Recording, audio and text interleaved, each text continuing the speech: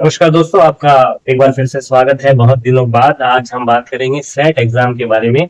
राज्य पात्रता परीक्षा जो राजस्थान की है 13 सितंबर को आयोजित होने जा रही है, जो कि कोटा यूनिवर्सिटी आयोजित करवाएगी। उससे लेके जो उसको लेकर कुछ महत्वपूर्ण बातें हैं उस पर बात करेंगे और एग्जाम को लेकर भी बात करेंगे। तो आज हम बात करेंगे राज्य पात्रता परीक्षा 2026 जो कि कोटा यूनिवर्सिटी करवा रही है। और दोस्तों, यह जो एग्जाम है, सेट का एग्जाम, स्टेट एलिजिबिलिटी टेस्ट जो सेट होती है, इस सेट के एग्जाम के बारे में यह महत्वपूर्ण सूचना है कि जो तिथि थी आवेदन की वह बढ़ चुकी है। पहले यह तिथि जो थी 31 जुलाई थी, जो कि अब नई तिथि जो है दोस्तों वह अब आपके 10 अगस्त है। अब आप 10 अगस्त तक जो है आवेदन कर सकते हैं। तो अगर किसी अभ्यर्थी ने अभी तक आवेदन नहीं किया है इस एग्जाम के लिए, जो कि एमए स्टार्ट कर चुका है, एमए एमएससी या एमकॉम, जो भी मास्टर डिग्री जिसने शुरू कर दी है, जिसने एनरोल हो चुका है, वह प्रत्येक व्यक्ति जो है यह एग्जाम दे सकता है। उसके लिए एलिजिबल है अगर वो 2 साल के अंदर अपनी डिग्री कंप्लीट कर देता है, वो पोस्ट ग्रेजुएशन की। तो आप फॉर्म अवश्य भरें, और क्योंकि इसके बहुत से फायदे हैं। पहला तो यह कि राजस्थान में जो असिस्टेंट प्रोफेसर की वैकेंसी होती है उसके लिए जो पात्रता है उसके लिए आप योग्य हो जाएंगे। वो एग्जाम देने के लिए जो आरपीएससी करवाती है, उच्च शिक्षा विभाग की ये जो भर्ती होती है असिस्टेंट प्रोफेसर की, वो आरपीएससी करवाती है। उसके लिए एलिजिबिलिटी जो है नेट है या Rajasthan state eligibility test SET है। क्योंकि सेट बहुत कम होती है, पिछला सेट जो हुआ था वह 13 वर्ष बाद हुआ था, वापस से 3 से 3.5 वर्ष बाद हो रहा है। तो एक बहुत ज्यादा समय लगता है, जबकि नेट वर्ष में 2 बार होता है। लेकिन कई बार क्या है, अभ्यर्थी जो है एक स्टेट के ज्यादातर होते हैं, तो यहाँ पे आपके लिए काम आसान रहेगा। तो आप कोशिश करें कि यह एग्जाम दे। और दूसरा एक और विद्या संबल जो है उसमें जो कॉलेजेस में लगाते हैं अस्थायी रूप से, वहां पे आप लग सकते हैं अगर आपकी सेट क्लियर है तो ये कुछ ऑप्शन भी चलते हैं। सेट एग्जाम में अभी तक जो फॉर्म है लगभग 1.64 लाख 1,64,हजार फॉर्म आ चुके हैं। इसमें से सबसे अधिक जो है वह हिंदी साहित्य के आए हैं।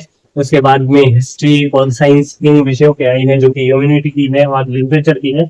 उसके बाद में सबसे कम जो जर्नलिस्ट वगैरह यह जो है यह बहुत कम सीटें को कम जो है अभ्यर्थियों ने आवेदन दिए हैं। सबसे ज्यादा जो आवेदन आए हैं वह हिंदी के लिए आए हैं, और उसके बाद में पॉल साइंस और हिस्ट्री। तो आप अभी भी आवेदन कर सकते हैं, क्योंकि अपेक्षित आवेदन नहीं आए हैं, इसलिए जो है यूनिवर्सिटी चाहती है कि राज्य सरकार भी चाहती है कि और भी आवेदन आए और भी विद्यार्थियों को मौका मिले। यह बात तो हुई एग्जाम की तिथि को लेकर, उसके जो एलिजिबिलिटी के फायदे हैं उसको लेकर, और फॉर्म की संख्या को लेकर, सामान्य सी बात। अब हम एग्जाम ओरिएंटेड थोड़ी बात करें तो नेट का एग्जाम जो है दोस्तों, नेट का एग्जाम और सेट का एग्जाम, इसमें कुछ मूलभूत अंतर है। इनमें क्या अंतर है कि पहला तो यह अंतर है दोस्तों कि नेट का एग्जाम जो है प्रत्येक वर्ष में 2 बार आप जो है वह दे पाते हैं, लगभग आपको मौका मिलता है। नहीं तो वर्ष में 1 बार तो आप दे ही पाते हैं, पहली बार। यहाँ आप बहुत रेयर होता है, आप 5 वर्ष में 1 बार मान के चलिए, इस बार 3.5 वर्ष में हो रहा है, उससे पहले जो है तो 13 वर्ष बाद हुआ था। तो 5 वर्ष भी छोड़िए, यहाँ पे बहुत कम मौके आपको मिलते हैं। और यहाँ बात करें तो एग्जाम का जो तरीका है एग्जाम लेने का, वह ऑनलाइन मोड है, जबकि यह ऑफलाइन मोड है। तो इससे एक मिसएडवांटेज ये है आपको कि ऑनलाइन मोड में क्या होता है कि जो फर्स्ट पेपर होता है उसके लिए, क्योंकि वह लेंदी होता है और थोड़ा अनियोजित भी आता है, तो आपको समय मिलता है फर्स्ट पेपर को पहले करके, और थोड़ा सा समय जो है उसको मैनेज कर पाते हैं। और जो पहला पेपर जो होता है 1 घंटा जिसके लिए होता है 60 मिनट, आप पहले सब्जेक्ट को अटेम्प्ट करके, जिसके लिए आपको 120 मिनट मिलते हैं, तो आप 100 मिनट में ही वो विषय कर लेते हैं और आपको बाद में इसमें 80 मिनट मिल जाते हैं। तो ये जो लेंदी पेपर है इसको सॉल्व करना ईजी हो जाता है। जबकि यहाँ ऐसा नहीं है, यहाँ ऑफलाइन मोड है, तो यहाँ पे क्या होगा कि एक पेपर देंगे 1 घंटे के लिए, वो वापस ले लिया जाएगा, तब दूसरा पेपर देंगे 2 घंटे के लिए। तो टाइम मैनेजमेंट की समस्या है यहाँ पे। टाइम मैनेजमेंट की जो है वह आपके सामने प्रॉब्लम आ सकती है। एक और बात है कि नेट का जो पैटर्न है वह बहुत समय से, क्योंकि एग्जाम लगातार होते हैं, तो आप उसको एनालिसिस कर पाते हैं और सोच पाते हैं कि किस प्रकार का आएगा। यहाँ पे समस्या है। सेट का पेपर जब मैंने पिछली बार दिया था, जब मेरी सेट हुई, जो मेरा फर्स्ट अटेम्प्ट था, और उस समय जब मैंने देखा तो मेरे लिए बड़ा आश्चर्यचकित करने वाला था कि सेट का पहला पेपर ऊपर से जा रहा था, बाउंस हो रहा था सारा कुछ, उसकी भाषा अलग प्रकार की थी, वह पार्ट वाइज डिवाइड वैसे नियोजित प्रकार से क्वेश्चन नहीं आए थे। तो ये भी एक चैलेंज है। तो फिर क्या किया जाए, यह एक प्रश्न होता है। अगर ऐसी समस्याएं कुछ आएगी, लेकिन एक फायदा ये भी है कि ये नेशनल स्तर पर हो रहा है, ये राज्य स्तर पर होता है, तो राज्य स्तर के कुछ हिंदी भाषी राज्यों को छोड़ के ज्यादातर स्टूडेंट्स जो होते हैं वह राज्य के ही होते हैं, तो आपको एडवांटेज मिलता है, कंपटीशन कम होगा। जबकि यहाँ कंपटीशन पूरे भारत से है, तो यहाँ पे आजकल मेरिट भी ज्यादा जाने लगी है, तो थोड़ी मुश्किल आती है, ठीक है। लेकिन हम आखिर समय में क्या कर सकते हैं? तो मेरा मानना, सारे अगर विषयों की बात करें, तो मुझे लगता है जो मेरा सेट एग्जाम एक्सपीरियंस है, मेरा सेट निकलने की इतनी वजह थी कि मेरा विषय बहुत अच्छा था, लेकिन फर्स्ट पेपर के भरोसे रहता तो कभी नहीं हो पाता। तो आप अपना विषय जो उस पर पकड़ बनाए रखें। अंतिम समय में अपने जो सेल्फ नोट्स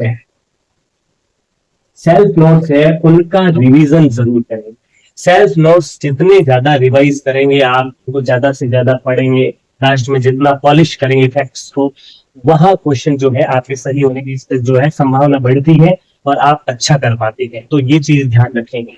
और क्या कर सकते हैं आप? और आप ये कर सकते हैं कि अंतिम समय में जो है कुछ पार्ट्स हैं, जैसे पॉल साइंस का अगर देखें, जिसमें पिछली बार और नेट में भी ज्यादा प्रश्न पूछे जाते हैं, लेकिन ज्यादातर बच्चे जो है मात खाते हैं। जैसे पॉल साइंस में कॉन्स्टिट्यूशन और पॉलिटी वाला पार्ट है जो हल्के में लिया जाता है, लेकिन सबसे ज्यादा क्वेश्चन आते हैं वहां से, लेकिन अच्छे से नहीं कर पाते हैं बच्चे, तो उसका ध्यान दें। इसमें फर्स्ट पेपर में आप जो है पैसेज है उसको सॉल्व करने की अच्छे से कोशिश करें, सीधे नंबर आ जाते हैं। कई बार DI आती है, उससे सीधे नंबर आपको आ जाते हैं।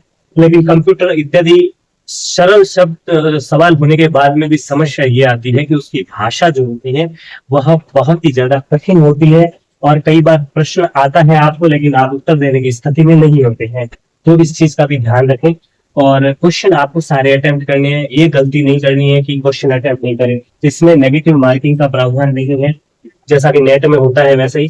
नेट का और इसका सिलेबस सेम है, तो जो अभ्यर्थी नेट के पूर्व में तैयारी कर रहे हैं उनको थोड़ा कॉन्फिडेंस रखना चाहिए, और ये एक अच्छा मौका है जिसमें वो सेट निकाल के आगामी जो भर्ती होगी APSC की असिस्टेंट प्रोफेसर, उसमें जो है शामिल हो पाएंगे।